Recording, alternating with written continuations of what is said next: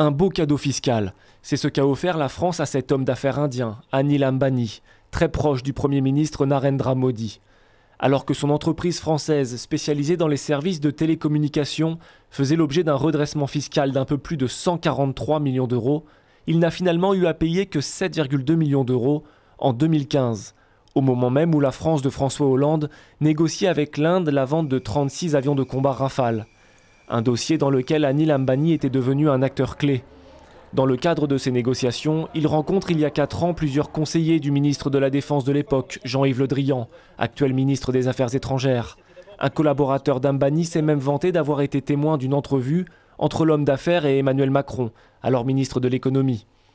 Des éléments qui ont poussé l'ONG française Sherpa, en octobre dernier, à demander au parquet national financier l'ouverture d'une enquête sur des soupçons de corruption et de trafic d'influence entourant cette vente de Rafale en 2016.